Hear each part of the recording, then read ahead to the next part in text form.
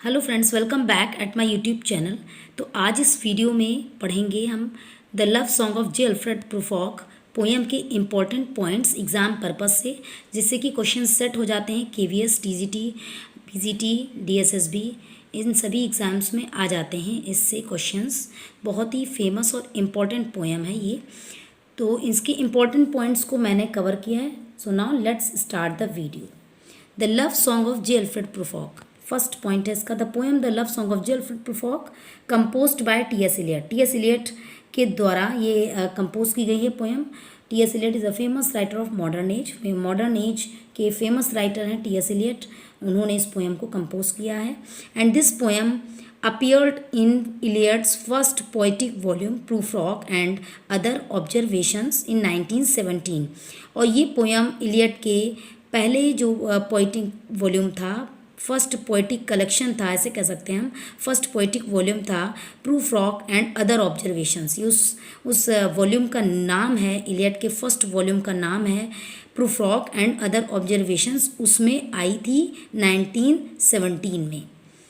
तो देखिए यहाँ पर इस पॉइंट से ही दो क्वेश्चन सेट हो रहे हैं कि ये पोएम कब आई थी। तो 1917 में आई थी। किस पोइटिक वॉल्यूम में आई थी इलियट के? तो first poetic volume Prufrock and other observations में। This poem was composed during the first world war period. ये पोएम जो है लगभग 1916 टू 1917 के बीच ही कंपोज हुई है। फर्स्ट वर्ल्ड वॉर पीरियड के समय कंपोज हुई है। Next point, the poem is an interior monologue. Interior monologue is an improve form of the dramatic monologue. तो ये पोएम इंटीरियर मोनोलॉग में है और इंटीरियर मोनोलॉग ड्रामेटिक मोनोलॉग का ही इम्प्रूव फॉर्म होता है। Next point is the poem is a very long poem of 132 poetic lines. तो पूरी ये जो पोएम है 132 लाइन्स की है, वह लॉन्ग पोएम है। पोएटिक लाइन्स है 132 पोएटिक लाइन्स हैं, ये याद रखना है। अगर नॉलेजेबल लग रहा हो फ्रेंड्स वीडियो तो please give the thumb of like, और चैनल पहली बार है प्लीज़ सब्सक्राइब जरूर कर लें, साथ ही बेल आइकन प्रेस कर लें। Next point is the style of the poem is ironic and epigrammatic. Epigrammatic it means सूक्तिपूर्ण, विटी, या और जस्ट लाइक अ मैगजीम। तो जो पोएम है इसकी स्टाइल, इस पोएम की स्टाइल आयरनिक है, व्यंग्यात्मक है और सूक्तिपूर्ण है। इट मीन्स इंस्ट्रक्शनल है, समथिंग उसमें उपदेश टाइप में है, जस्ट लाइक अ मैगजीम।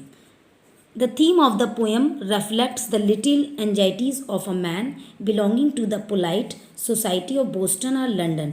और इस कविता की जो थीम है वो रिफ्लेक्ट करती है कुछ चिंताओं के बारे में, एक ऐसे व्यक्ति की चिंताओं के बारे में जो व्यक्ति लंदन या बोस्टन की एक छोटी सी जो पोलाइट सोसाइटी है उससे संबंधित है।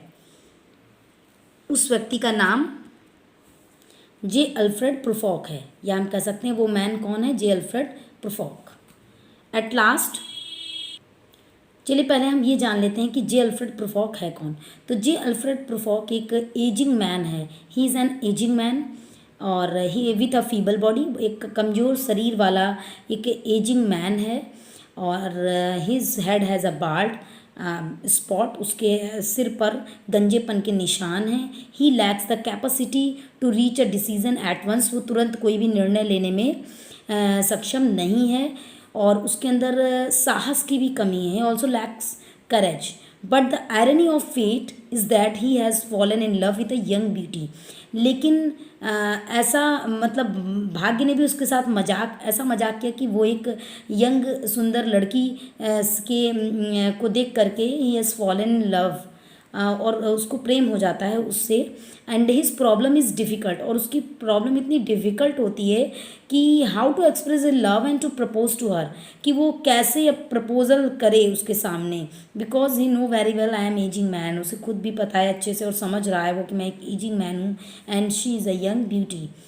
Eight long last, at last, next point, at last his consciousness splits itself into his two selves।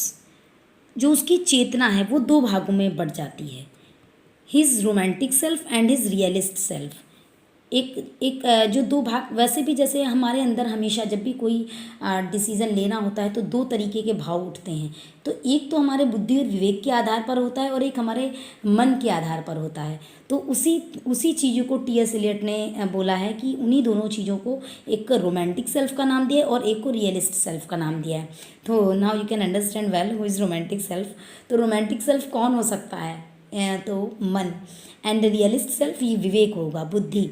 तो इस तरीके से वैसे भी हर व्यक्ति के अंदर ये मतलब दोनों चीज़ें, दो चेतनाएं मौजूद होती हैं, एक मन की चेतना, एक विवेक और बुद्धि की चेतना। तो हम जब दोनों के आधार पर डिसीजन कोई लेते हैं तो वो कई बार बहुत सही साबित होते हैं। एक के आधार पर सिर्फ डिसीजन ले लेना भी हमेशा सही नहीं होता है, मतलब मेरे अनुसार। अब सबकी अपनी अपनी थिंकिंग है।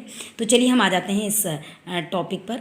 तो at last is consciousness splits itself into his two selves. तो इस तरीके से जो उसकी चेतना है जे अल्फ्रेड प्रूफॉक की दो भागों में बढ़ जाती है। तो एक होता है उसका रोमांटिक सेल्फ जो कि वो अपने दिल से सोच रहा होता है, एक होता है उसका हिज रियलिस्ट सेल्फ, उसका बुद्धि, उसके विवेक।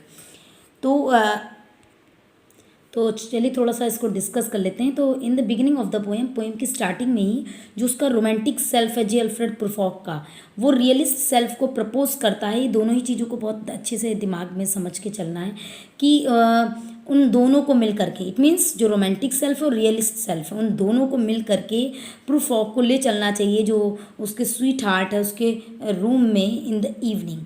There they should encourage him to express his love and to propose to हर।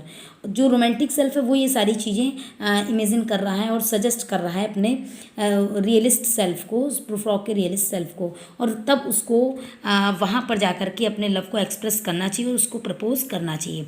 लेकिन तभी जो उसका रियलिस्ट सेल्फ है वो उसको एडवाइस करता है अपने रोमांटिक सेल्फ को कि बहुत सारे ज़्यादा चांसेस हैं कि उसका जो प्रपोज़ल है वो मतलब उसको डिस्पोज कर दिया जाए, क्योंकि डिनाई करने के ज़्यादा चांसेस हैं, मना होने के ज़्यादा चांसेस हैं। इसलिए उसको अपने इस प्रपोज़ल को पोस्टपोन कर देना चाहिए, इस विचार को पोस्टपोन कर देना चाहिए अभी थोड़े समय के लिए। तो ये उसका रियलिस्ट वन जो होता है, रियलिस्ट सेल्फ होता है, उसको सजेस्ट करता है रोमांटिक सेल्फ को।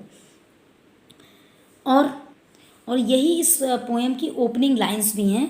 The opening lines of the poem is, कई बार ओपनिंग लाइंस एग्जाम्स में पूछी जाती हैं कि कौन सी ओपनिंग लाइंस हैं इस पोएम की, तो इसीलिए मैंने इनको यहाँ पर मेंशन भी किया है। Let us go then you and I when the evening is spread out against the sky. तो यू एंड आई यहाँ पर वही दोनों हैं जो रोमांटिक सेल्फ और realist self. Here you and I refer to the two inner selves of the speaker.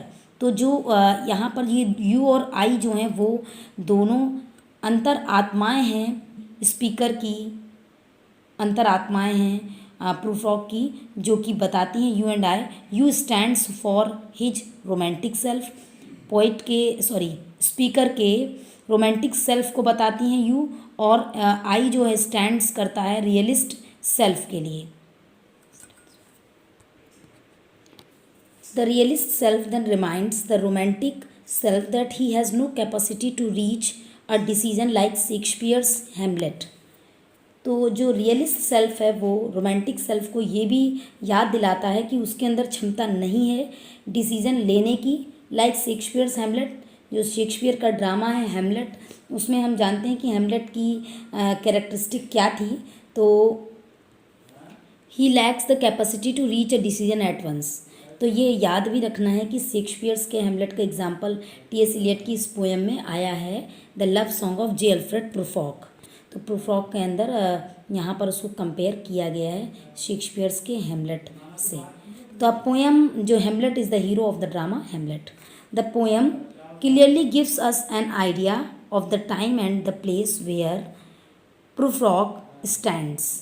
तो time और प्लेस दोनों चीज़ों को ये पोएम क्लियरली बताती है, हमें हिंट्स देती है। और the whole poem consist of his stream of consciousness in verse.